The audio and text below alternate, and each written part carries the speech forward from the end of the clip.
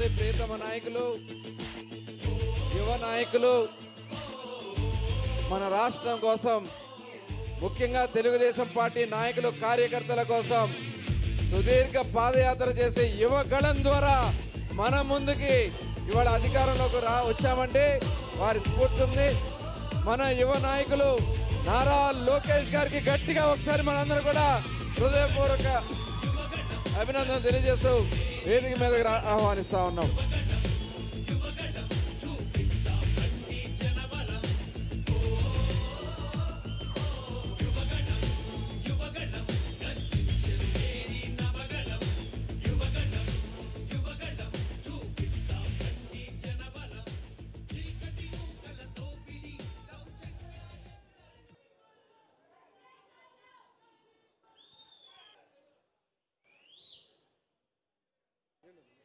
జోహార్ అన్న ఎన్టీఆర్, జోహార్ అన్న ఎన్టీఆర్, జోహార్ అన్న ఎన్టీఆర్.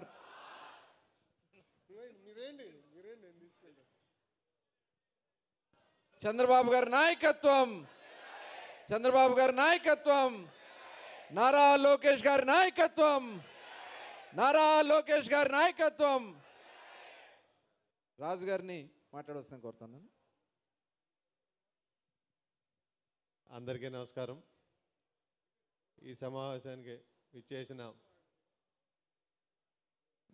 మన జాతీయ party general secretary Nara Lokesh Babu గారికి, అలాగే మంత్రివర్యులు కుల రవీంద్ర గారికి, ఇన్ఛార్జ్ మంత్రి సుభాష్ గారికి, అలాగే జిల్లా పార్టీ అధ్యక్షులు కొనకల నారాయణ గారికి, అలాగే మాజీ శాసనసభ్యులు మన వేదవ్యాస్ గారికి, సాయిరామ్ గౌడ్ గారికి, ఈ సమావేశానికి విచ్చేసిన కార్యకర్తలకి అండ్ ముఖ్య నాయకులందరికీ పేరు పేరున నమస్కారాలు తెలియజేసుకుంటూ, ముఖ్యంగా ఇటువంటి కార్యక్రమం చేపట్టడం భారతదేశంలో ఏ పొలిటికల్ పార్టీ చేయలేదు కూడా. అటువంటిది మన యువ నాయకులు నారా లోకేష్ బాబు గారు ఈ కార్యక్రమాన్ని ఎక్కడికి వెళ్ళినా ప్రభుత్వం ఉన్న ప్రతిపక్షంలో ఉన్న కార్యకర్తే ముఖ్యమని భావించి ఈ కార్యక్రమం తలపెట్టడం గురించి ఆయనకి ప్రత్యేకంగా మేము కృతజ్ఞతలు తెలుపుకుంటున్నాం. ముఖ్యంగా ఈ పార్టీలో సామాన్యుడు కూడా ఎంత పొజిషన్కైనా తీసుకెళ్ళే పార్టీ తెలుగుదేశం పార్టీ అంటానికి ముఖ్య కారణంగా నేను ఒక సామాన్య కార్యకర్తని, ఎమ్మెల్సీగా, జోనల్ కోఆర్డినేటర్గా, చంద్రబాబు నాయుడు టూర్ కోఆర్డినేటర్గా, పార్టీ ఆర్గనైజ్ సెక్రటరీగా అన్ని విభాగాల్లోని పనిచేసే అవకాశం కల్పించిన నారా లోకేష్ బాబు గారికి, ముఖ్యమంత్రి నారా చంద్రబాబు నాయుడు గారికి కృతజ్ఞతలు తెలుపుకుంటూ, ముఖ్యంగా మేము తెలుగు యువత ఆర్గనైజేషన్ టీంలో పనిచేశాను. తెలుగు యువత ఆర్గనైజేషన్ టీంలో పనిచేసిన వారికి ఎటువంటి అవకాశాలు కల్పించారా అన్న ముఖ్య అవకాశాలకి ఒక 5-6 ఉదాహరణలు చెప్తా. నాతో పాటు పనిచేసిన ఎముగునూరు ప్రస్తుత ఎమ్మెల్యే జై నాగేశ్వర రెడ్డి గారు తెలుగు యువతలో పనిచేశాడు. ఆయన ఎముగునూరు ఎమ్మెల్యేగా ఇప్పుడు 2 సార్లుగా చేస్తున్నారు. అలాగే కడప జిల్లా వచ్చేటప్పటికి రామ్ గోపాల్ రెడ్డికి ఎమ్మెల్సీ అవకాశం కల్పించారు. అలాగే చిత్తూరు జిల్లా నాని మాతో పాటు తెలుగు యువతలో పనిచేశారు. ఆయన చిత్తూరు జిల్లా పార్టీ ప్రెసిడెంట్ చేశారు. ప్రస్తుతం చంద్రగిరి ఎమ్మెల్యేగా పనిచేస్తున్నారు. అలాగే మాతో పాటు ప్రెసిడెంట్గా పనిచేసిన నెల్లూరు బేదా రవిచంద్ర గారు 2 సార్లు ఎమ్మెల్సీగా పనిచేసే అవకాశం కల్పించింది. జిల్లా పార్టీ ప్రెసిడెంట్గా, నేషనల్ జనరల్ పార్టీ సెక్రటరీగా కూడా పనిచేసే అవకాశం కల్పించింది. అలాగే ఒంగోలుకు చెందిన దామచర్ల జనార్దన్ గారు 2 సార్లు ఎమ్మెల్సీ మా కమిటీలోనే మాతో పాటు పనిచేసిన వారికి అవకాశం కల్పించింది ఏకైక తెలుగుదేశం పార్టీ. అలాగే ఇంకా ముఖ్యంగా నేను చెప్పవలసింది, గుంటూరు జిల్లా చెందిన వ్యక్తి రెవెన్యూ మంత్రి గారు కూడా మాతో పాటు తెలుగు యువతలో పనిచేసిన వ్యక్తి అనగాని సత్యప్రసాద్ గారు ఈరోజు రెవెన్యూ మంత్రిగా పనిచేస్తున్నారు. అలాగే ఇంకా ముఖ్యంగా తెలుగు నా సోదర సమానులు నాతో పాటు తెలుగుదేశంలో ఉన్నప్పుడు జిల్లా తెలుగు యువత అధ్యక్షులుగా పనిచేసిన కొల్లి రవీంద్ర గారు 2 పర్యాయాలు మంత్రిగా పనిచేసే అవకాశం తెలుగుదేశం పార్టీ కల్పించిందని తెలుసు. అలాగే పశ్చిమ గోదావరి జిల్లా నుంచి అన్ని ఎమ్మెల్సీ కంటే ముఖ్యం పార్టీ ఆర్గనైజేషన్ అన్ని ఆర్గనైజేషన్లో పనిచేయడానికి అవకాశం కల్పించినది చాలా చాలా చాలా గర్వపడుతున్నాం. అలాగే ముళ్ళపూడి బాబురాజు జిల్లాపార్టీ చైర్మన్ అవకాశం కల్పించింది.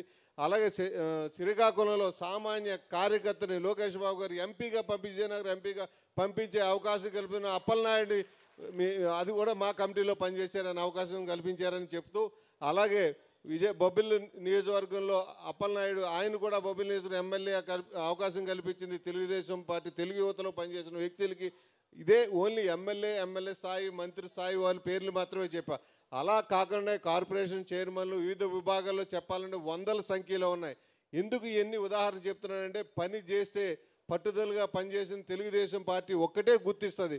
ఇప్పుడు గతంలో మీకు వైసీపీ ప్రభుత్వంలో గత ప్రభుత్వంలో చేసిన ఎమ్మెల్సీల పేర్లు ఒక్కసారి తెలుసుకోండి. వాళ్ళకి ఊరు పేరు లేని వాళ్ళు కావాల్సిన వాళ్ళు పెట్టుకున్నారు. కానీ మన నాయకులు నారా చంద్రబాబు నాయుడు గారు కానీ లోకేష్ గారు కానీ పని చేసిన వారిని గుర్తించి ఒక ముందుగా రావచ్చు, ఒకళ్ళు వెనక రావచ్చు, కానీ పనిచేసే వాళ్ళకి గుర్తింపించే పార్టీ, గుర్తింపించే నాయకులు మన నాయకులను తెలియపరుచుకున్నాం. ముఖ్యంగా లోకేష్ బాబు గారి గురించి చెప్పదలుచుకున్నా. ఎన్టీ రామారావు గారికి ఉన్న పట్టుదల, చంద్రబాబు నాయుడు గారికి ఉన్న విజనం, అలాగే భువనేశ్వరమ్మ గారికి ఉన్న సహనం, ఇంకా ముఖ్యంగా చెప్పాలని ముక్కుసూటి తత్వం, బాలయ్య బాబు గారికి ఉన్న ముక్కుసూటి తత్వం ఉన్న అన్నీ కలిపిన నాయకుడే మన లోకేష్ బాబు గారు. ఆయన దగ్గర పనిచేయటం చాలా పదవి కంట ఆయన దగ్గర పనిచేయటం నేను చాలా గర్వపడుతున్నా. ముఖ్యంగా ఒక ఉదాహరణ చెప్తా. మోడీ గారు యోగా కార్యక్రమం చేపట్టారు. యోగా కార్యక్రమంలో ముఖ్య మీటింగ్లో కలెక్టర్లు, ఎస్పీలు అందరూ ఉన్న సందర్భంలో మొబిలైజేషన్ టాపిక్ వచ్చినప్పుడు ప్రభుత్వం తరపున చేస్తున్నారు. పొలిటికల్ ప్రభుత్వం రెండు కలిసి నిర్వహించాలి, వాళ్ళ బాధ్యతల గురించి చెప్తాను, మీరు వదిలేయండి, అది మా రాజు చూస్తాడు అని చెప్పారు. నిజంగా ఆ రోజు నుంచి నిద్ర లేకుండా 12 రోజులు వైజాగ్లో ఉండి పనిచేసినట్టు నేను గర్వంగా కాదు, భయంతో అంత బాధ్యత ఇచ్చారు. అది 100% మన వంతుగా మన అందరూ యూనిటీగా చేసిన వాళ్ళు సక్సెస్ ఒక్కడి వల్ల, నా ఒక్కడి వల్లే కాదు. కానీ ఆ రోజు ఆ మాట అంతమందిలో నాకు ఈ గౌరవం ఇచ్చారు.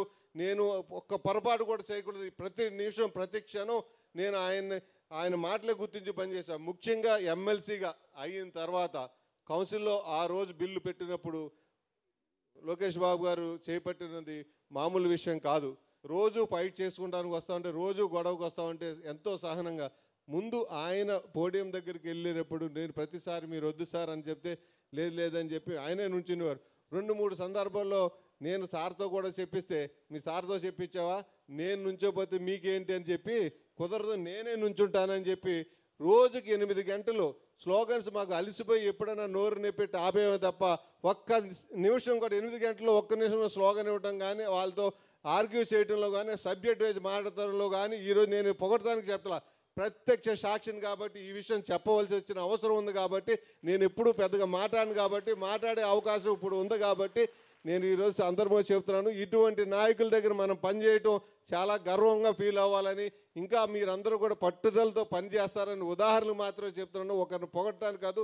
ఇది వాస్తవాలు మాత్రమే మీ దృష్టిలో పెట్టానని ఈ అవకాశం ఇచ్చిన ప్రతి ఒక్కరికి పేరు పేరున నమస్కారాలు తెలుసుకుని తెల్ల తీసుకుంటాను. రాజుగారికి ధన్యవాదాలు తెలియజేస్తూ, మరి ఇప్పుడు వేదికను అలంకరించిన పెద్దలు బోరగడ్డ వేదవ్యాస్ గారికి, కొనకళ్ళ నారాయణరావు గారికి, అదేవిధంగా ఇన్ఛార్జ్ మంత్రివర్యులు సుభాష్ గారికి, అలాగే మన అబ్జర్వర్ సాయిరాం ప్రసాద్ గారికి, ఈ కార్యక్రమానికి ఇచ్చేసిన తెలుగుదేశం పార్టీ కుటుంబ సభ్యులందరూ కూడా మరొకసారి నమస్కారాలు. ఇప్పుడే రాజుగారు పార్టీ గురించి, పార్టీ యొక్క విధానాల గురించి, ఎలా కష్టపడితే పైకి తీసుకొస్తారని మొత్తం కూడా వివరంగా చెప్పారు. మరి మనందరూ తెలుసు, మన మచిలీపట్నమే దానికి ఉదాహరణ. నేను కాదు, మావయ్య గారు ఇంట్లో ఎమ్మెల్యేగా గెలిచి ఇంట్లో కూర్చుంటే పిలిచి మంత్రి పదవి ఇచ్చినటువంటి పార్టీ తెలుగుదేశం పార్టీ. అలాగే మరి నారాయణ గారు దాదాపు నాకు తెలిసి 30-40 సంవత్సరాలు కాంగ్రెస్ పార్టీలో కష్టపడి పనిచేసిన, గుర్తింపు పోటీ చేయడానికి ఇబ్బందులు వస్తే 3 సార్లు ఎంపీ టికెట్ ఇచ్చి 2 సార్లు గెలిపించినటువంటి పార్టీ తెలుగుదేశం పార్టీ. మరి ఇటువంటి పార్టీలో మనం అందరం ఉన్నాం. ఇవాళ మనం కష్టకాలంలో 5 సంవత్సరాలు ఎన్ని ఇబ్బందులు పడ్డామో చూసాం.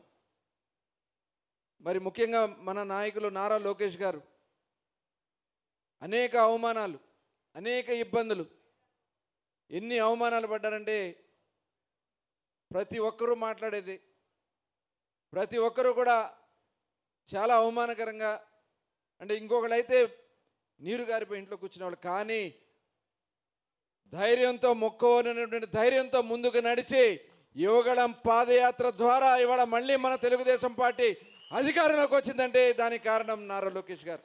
అలాగే తండ్రిని అరెస్ట్ చేస్తే చంద్రబాబు నాయుడు గారిని, నిజంగా ఎటువంటి మచ్చలేనటువంటి వ్యక్తి చంద్రబాబు నాయుడు గారు, అటువంటి వ్యక్తి మీద అరెస్ట్ చేసి జైల్లో పెట్టినప్పుడు వారు చేసినటువంటి ప్రయత్నాన్ని మనం ఈ సందర్భంగా గుర్తుంచుకోవాలి.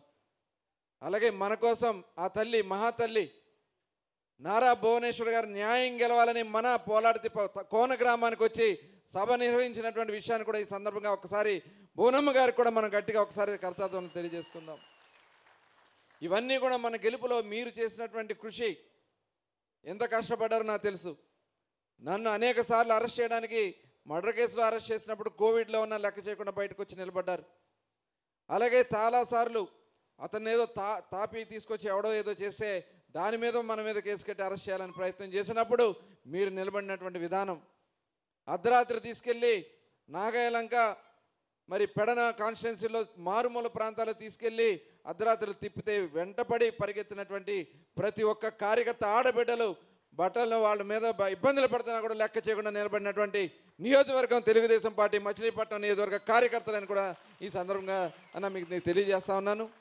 ఖచ్చితంగా ఇవాళ వాళ్లకు నిజంగా ఇలాంటి సమావేశాలు మేము చాలా సమావేశాలు పెట్టాం, కానీ ఈ విధంగా ఒక కార్యకర్తల కోసం మొట్టమొదటిసారి ఒక నాయకుడు వచ్చి ఈ రకంగా నిలబడి మన కోసం చేసినటువంటి నారా లోకేష్ గారికి ఒకసారి గట్టిగా మనం అందరం కూడా కర్తార్థంతో స్వాగతం తెలియజేసి వారిని మాట్లాడవలసిందిగా కోరుతా ఉన్నాం.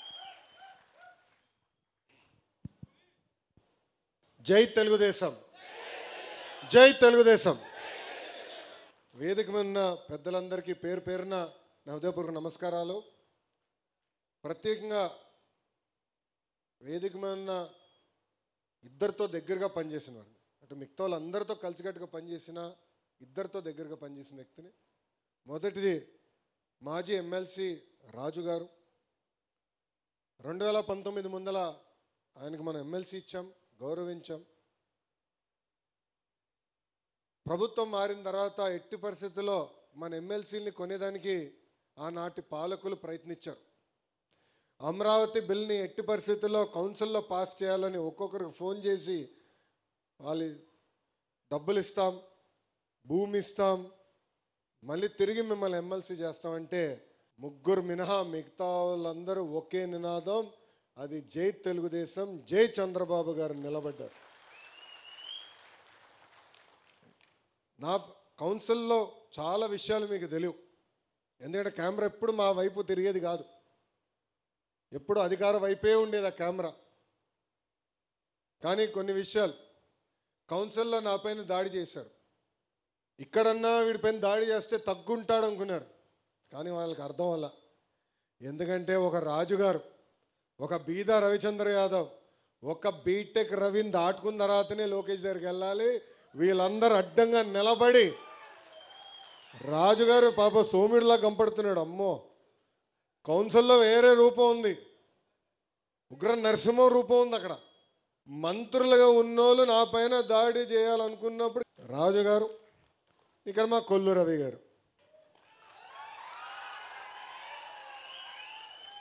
నేను రవణకి ఎప్పుడు ఒక మాట చెప్పాను, అన్న నువ్వు చాలా స్లో అన్నా అని. అదంతా 2019 ముందలనేలే. అడగండి, ఎప్పుడు చెప్తాను అన్నా నువ్వు స్లో అన్నా, కొంచెం స్పీడ్ పెంచు, కొంచెం స్పీడ్ గట్టిగా అంటే చేస్తా అంటాడు, చేయడు.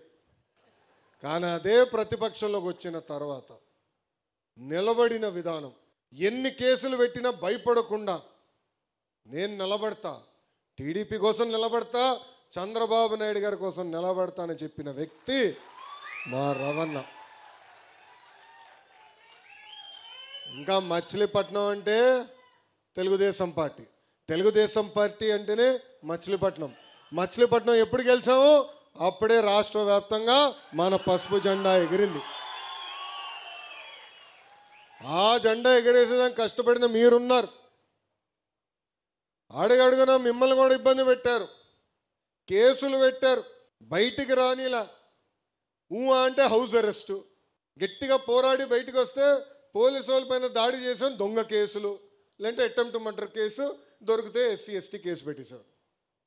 కానీ చెక్కు చెదరకుండా రవణ ఏ పిలిపించినా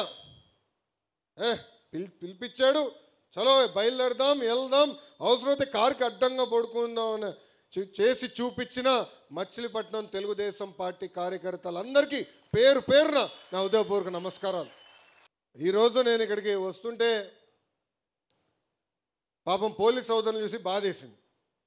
ఎందుకంటే ఎగ్జిట్ ఎంట్రీ దగ్గర ఒకవేళ నుంచోబెట్టారు.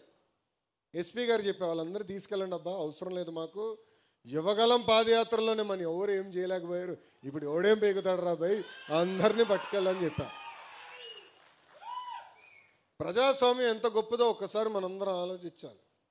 ఏ అధికారులు అయితే మన ఇబ్బంది పెట్టారో, ఏ అధికారులు అయితే మన పైన దొంగ కేసులు పెట్టి చంద్రబాబు నాయుడు గారిని, కొల్లు రవీంద్రని జైలుకు పంపించారో, ఈరోజు అదే అధికారుల చేత సెల్యూట్ కొట్టించారంటే అదే మన ప్రజాస్వామ్యం, ప్రజల గొప్పతనం.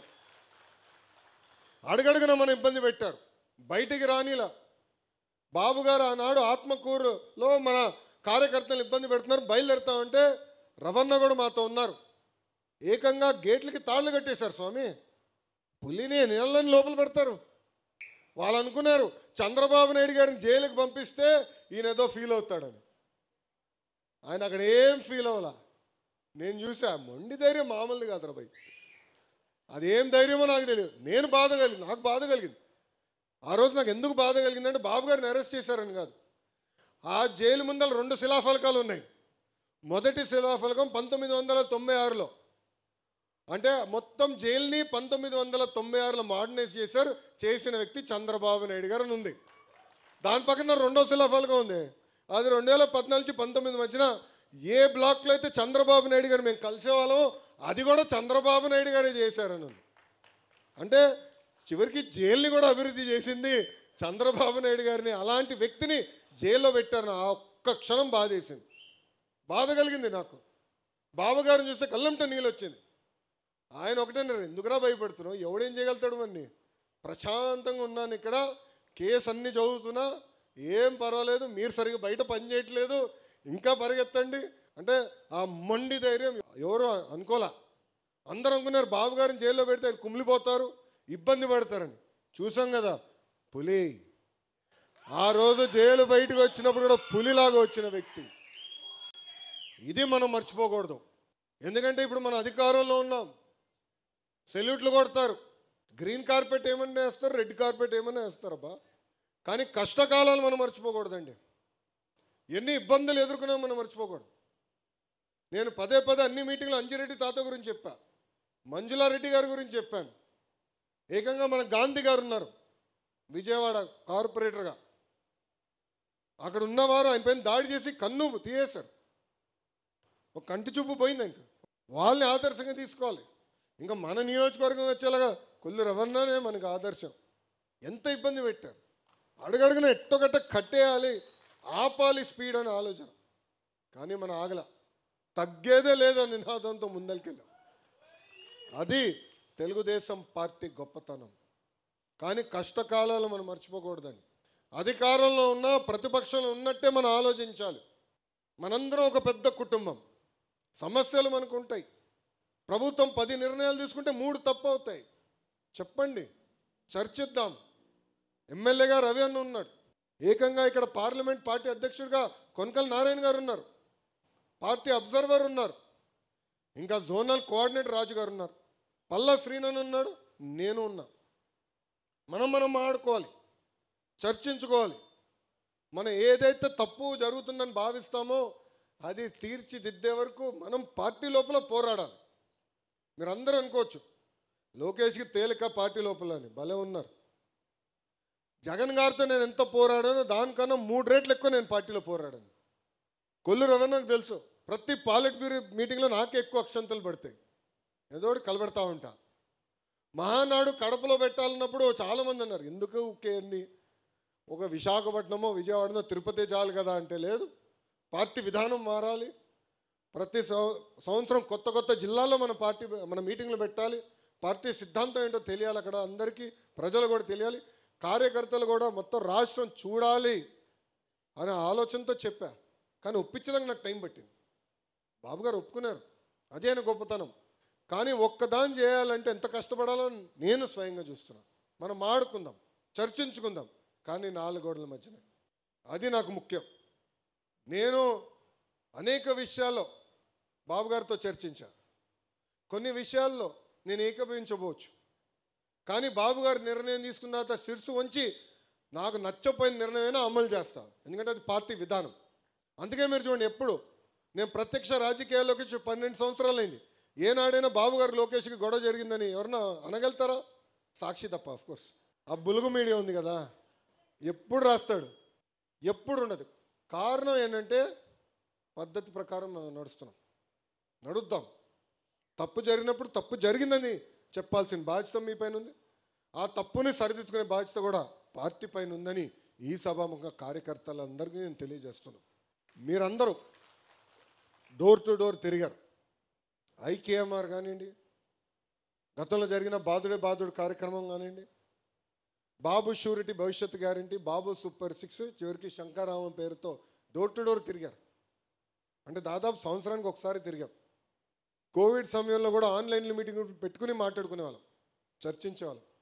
దానివల్లనే ఈరోజు మనకి ఊహించిన విధంగా మెజారిటీలు వచ్చినాయి.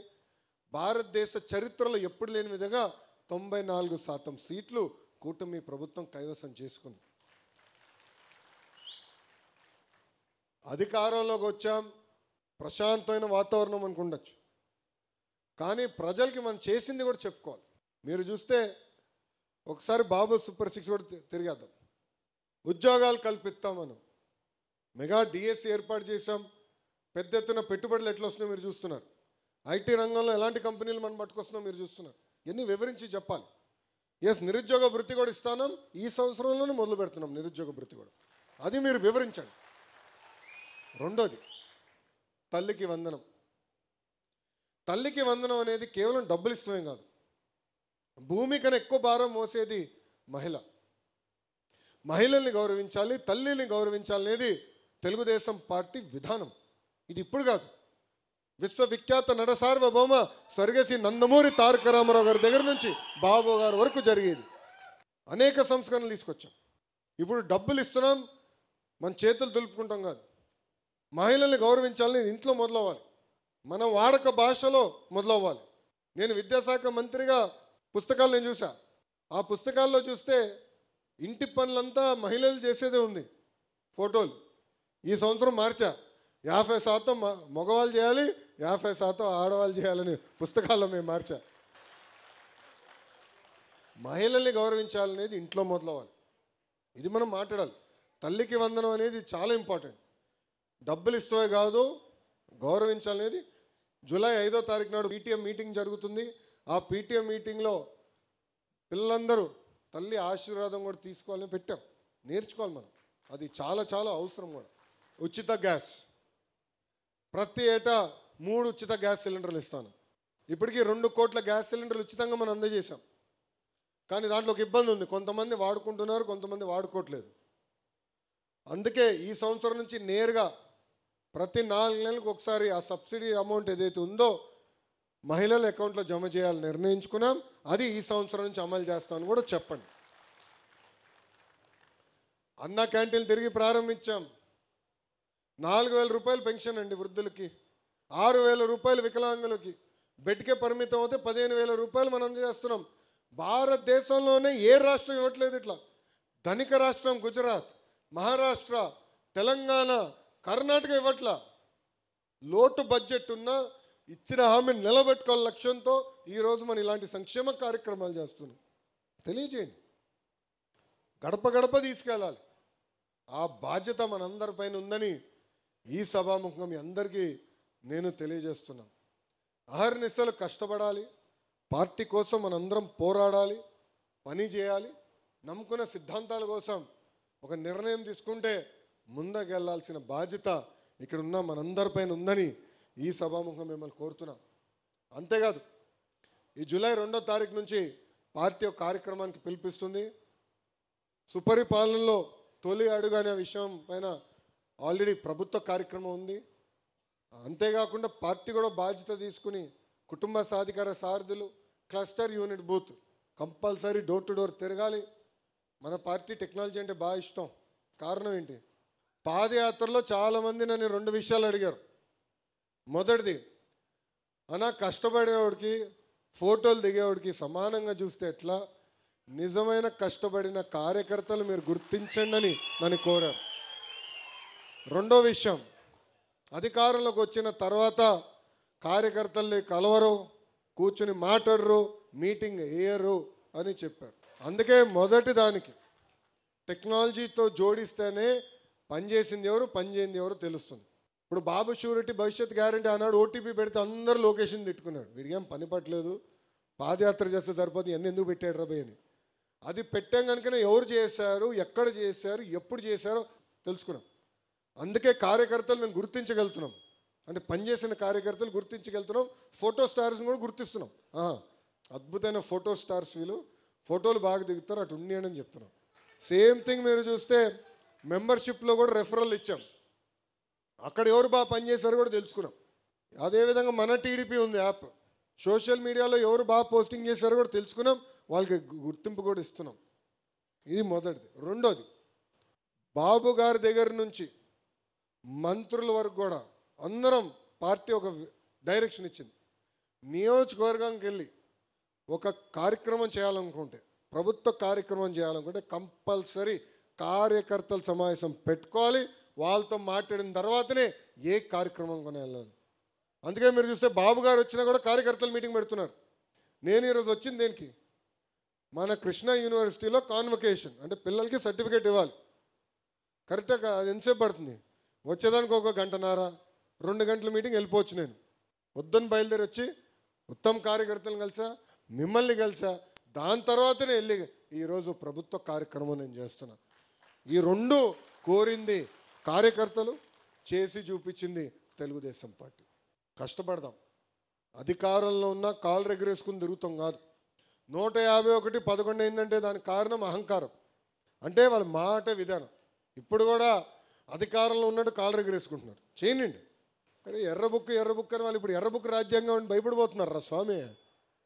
మొన్నటి వరకు మీసాలు మెలేసి అబే నాకేమవుతుందో తోపుతురం ఏమన్నారు ఆయన తమ్మినేని గారు, రథం ఏదో వస్తుందంట, అందరికి కస అన్నాడు, అయిపోయింది. కార్యకర్తల పైన ఎక్కిపోయాడు ఆయన. మీరు అందరూ వైకాపాలను ఒకటే అడగాలి, అధికారంలో కలవలేకపోయారు, అది డిఫరెంట్ స్టోరీ. ప్రతిపక్షంలో ఉన్నాడు, ప్రతిపక్ష హోదా కూడా లేదు, పులివెందుల ఎమ్మెల్యేనే, ఫుల్ టైం ఉంది, ఎందుకు మిమ్మల్ని కలవట్లేదు, కనీసం ఇప్పుడు కూడా కలవట్లే, ఒక్క ఫోటో కూడా దిగట్లా. అంటే సొంత కార్యకర్తలంతా ఎంత చిన్న చూపు ఒక్కసారి మీరు ఆలోచించాలి. అరే ఎర్రబుక్ గురించి మాడితే ఒకటికి గుండెపోటు వచ్చింది భయ్, ఇంకొకటి పరిస్థితి ఎలా ఉందో మీకు బాగా తెలుసు కదా. ఏదో మాట్లాడేశాడు, నా గురించి మాట్లాడినప్పుడు నేను బాధపడలా. ఎప్పుడైతే మా తల్లి జోలికి వచ్చాడో ఆనాడే నేను ఫిక్స్ అయ్యా, టైం వస్తుంది మీకు చూపిస్తారో ఒక్కొక్కటి సంగతి. చూశారు కదా పరిస్థితి. ఏనా తల్లి జోలికి వస్తే వదిలిపెడతాం మనం, ఎవరిని వదిలిపెడతారా, ప్రసక్తేలే. ఇంకొకడు ఉన్నాడు, ఎర్ర బుక్ చెప్తే బాత్రూంలో కాలు జారిపడి చీర కొట్టుకున్నాడు. ఒక పద్ధతి ప్రకారం వెళ్తున్నాం, చట్టపరమైన నిర్ణయాలు తీసుకుంటున్నాం. అందుకే మనం తీసుకున్న నిర్ణయం ఈరోజు ఎవడు ప్రశ్నించలేకపోతున్నాం. ప్రజలు కూడా ఎస్ బాగా చేస్తున్నారు, వీళ్ళకి తెలియాలరా అనేది ప్రజలు కూడా భావిస్తున్నారు. అట్లా అని కాలు రెగరేసుకుని మనం తిరగకూడదు, అహంకారంతో మనం వివరించకూడదు. ప్రజల దగ్గరికి వెళ్ళాలి, సౌమ్యులుగా వేదిక ఉన్న పెద్దల దగ్గర నుంచి కుటుంబ సాధికార సారథి వరకు కూడా సౌమ్యులుగా వివరించాలి, అందుబాటులో ఉండాలి, తెలుసుకోవాలి.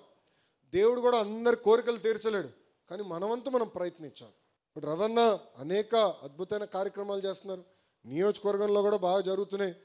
కానీ నేను కోరేది కూడా ఏంటంటే, మన వార్డు అధ్యక్షులు ఉంటారు, మండల అధ్యక్షులు ఉంటారు, అధికారులు వాళ్ళు గుర్తించాలా, వాళ్ళు అడిగింది కోరిన పనులు చేయాల్సిన బాధ్యత కూడా వాళ్ళ పైన ఉంది. అలాంటి డైరెక్షన్ ఇవ్వాల్సిన అవసరం కూడా రవాణా పైన ఉంది. అలానే మీరు చట్టాన్ని ఉల్లంఘించి చెడ్డపేరు పట్టుకు తీసుకొస్తే వదిలిపెట్టారు, నేనే వస్తా కర్ర పట్టుకొని. ఎందుకంటే ప్రజలు ఒక బాధ్యతతో మనం గెలిపించారు.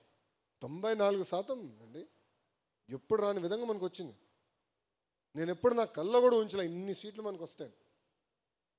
కానీ ప్రజలు గెలిపించారంటే ఒక బాధ్యత ఇచ్చారు. సో ఒళ్ళదేరు పెట్టుకుని అందరం పనిచేయాలా, కష్టపడాలా, వాళ్ళ సమస్యలు మనం పరిష్కరించాలా, ఆ దిశగా మనందరం పనిచేయాలని ఈ సభాముఖంగా నేను కార్యకర్తలందరినీ నేను కోరుకుంటూ 2 విషయాలు ప్రధానంగా నియోజకవర్గానికి వచ్చగల 2-3 విషయాలు చెప్పదలుచుకున్నా. అభివృద్ధి కార్యక్రమాలు అన్నీ జరుగుతారా స్వామి, డ్రైన్లు, ఈ రోడ్డు, అది నిరంతర ప్రక్రియ మన పార్టీలో, అది ఎట్టుకో చూసుకుంటాం. కానీ ఈ మీటింగ్ కార్యకర్తల గురించే కనుక మాకున్న సమాచారం మేరకు సుమారుగా 29 కార్యకర్తల పైన, పార్టీకి ఇచ్చిన సమాచారం మేరకు 29 మంది కార్యకర్తల పైన దొంగ కేసులు పెడతాం జరిగింది. ఇప్పటికీ 20 కేసులు తీయేస్తాం జరిగింది. ఆ 9 కేసులు ఏదైతే ఉందో అది ఎందుకంటే ఛార్జ్ షీట్ వేసినవి కొన్ని ఉంటాయి, ఆల్రెడీ ట్రయల్కి వెళ్ళినవి కొన్ని ఉంటాయి. అవన్నీ కూడా ఒక పద్ధతి ప్రకారం మేము ఫాలోఅప్ చేసుకుని డిసెంబర్ నాటికి అన్ని కేసులు కూడా తీపిచ్చే బాధ్యత తెలుగుదేశం పార్టీ తీసుకుంటుంది. గతంలో పనిచేసినప్పుడు ఉపాధి హామీ కానీ అన్ని బిల్స్ పెండింగ్ ఉన్నాయి. దాదాపు 90% మనం క్లియర్ అయింది, ఇంక 10% పెండింగ్ ఉంది.